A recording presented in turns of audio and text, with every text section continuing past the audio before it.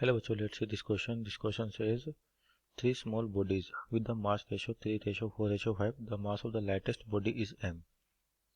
Are kept at three different points on the inner surface of a smooth hemispherical cup of radius r. The cup is fixed at its lowest point on the horizontal surface.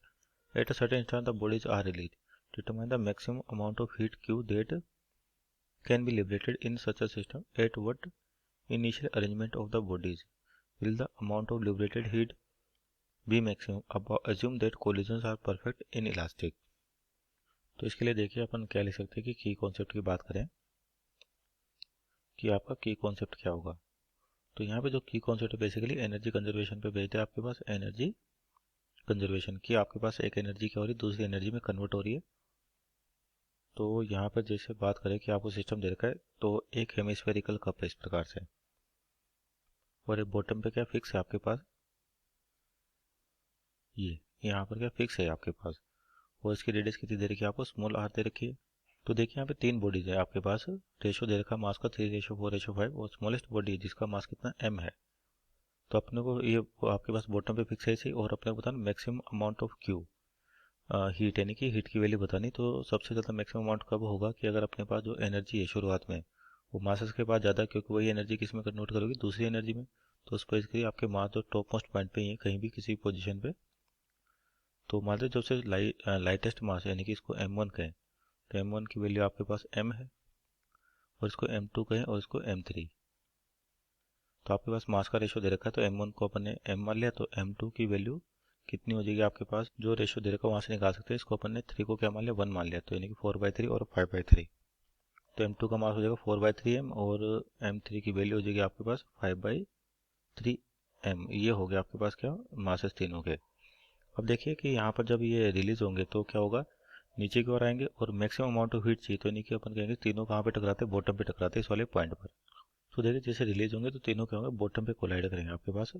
तो यानी कि इसका अगर top view बना है अपन ऊपर से देखें सिस्टम को तो आपके पास आर रेडियस का एक सर्किल दिखेगा और ये इसका बॉटम मोस्ट पॉइंट हो गया मान लीजिए इस प्रकार से। तो एक और चीज़ जैसे रिलीज करेंगे तो ये जो जितने मास है सारे आपके कितने हाइट पर होंगे आर हाइट पर होंगे। तो एनर्जी कंजर्वेशन से मास की जो वेलोसिटी होगी वो क्या कह सकते हैं जैसे मान लीजिए कोई सा भी एक मास ले सपोज करिए m1 ले लिया तो इसके लिए अगर एनर्जी कंजर्व करें u initial plus k initial बराबर होना चाहिए u final plus k final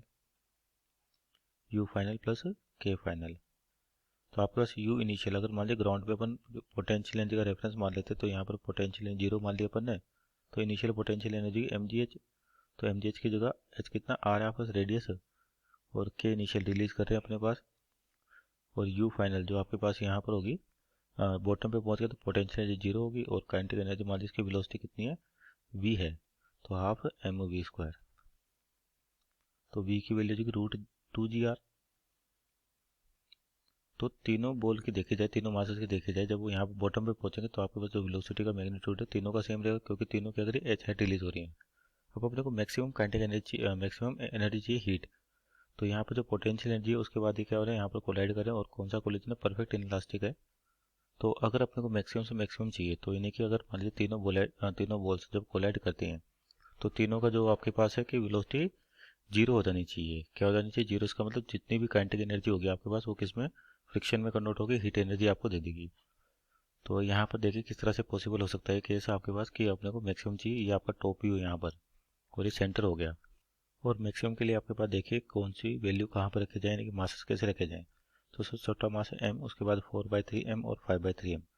तो इन दोनों की बात करते हैं सपोज करिए आपके पास है m यानी कि जो मास है 4/3m इसके जस्ट ऑपोजिट कॉर्नर यहाँ पे रखे हुए हैं। तो इसका अगर यहाँ पे रिलीज करेंगे तो इसके बाद जो भी वेलोसिटी होगी तो इसका जो मोमेंट और इस वाली बॉल का मोमेंटम आपके पास इधर होगा। तो इन दोनों का रिजल्टेंट कुछ इस प्रकार से आएगा आपके पास। तो यानी कि जो तीसरा मास है उसका मोमेंटम क्या होना चाहिए इसके मोमेंटम को क्या करते हैं कैंसिल आउट कर देने की तीसरा मास जस्ट ऑपोजिट रखें तो इसका मोमेंटम आपके पास इधर होगा। तो ये तो हो गया m और ये कौन सी 4/3m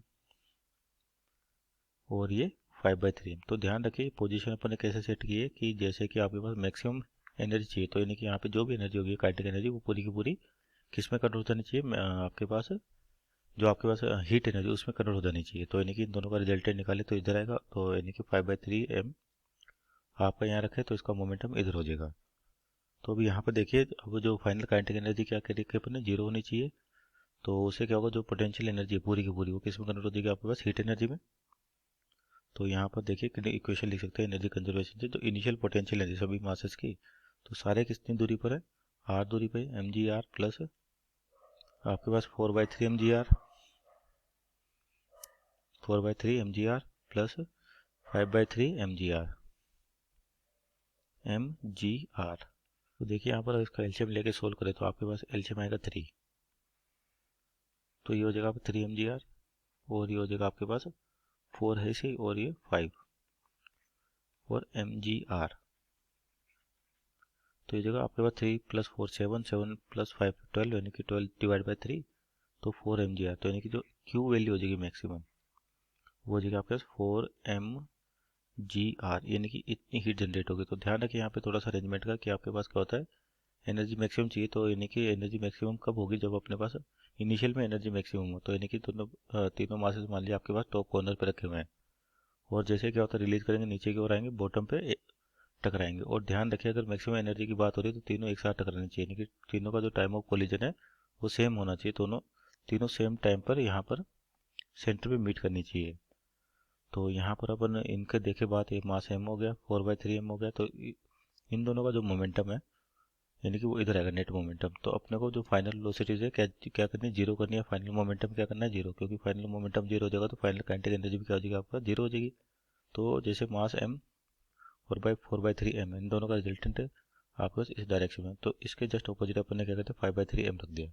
तो यानी कि नेट मोमेंटम क्या हो जाएगा सिस्टम का, जीरो। इसका मतलब जो काइनेटिक एनर्जी होगी फाइनली यहाँ पर जीरो हो जाएगी, क्योंकि वेलोसिटी एक दूसरे को कैंसिल आउट कर देंगे।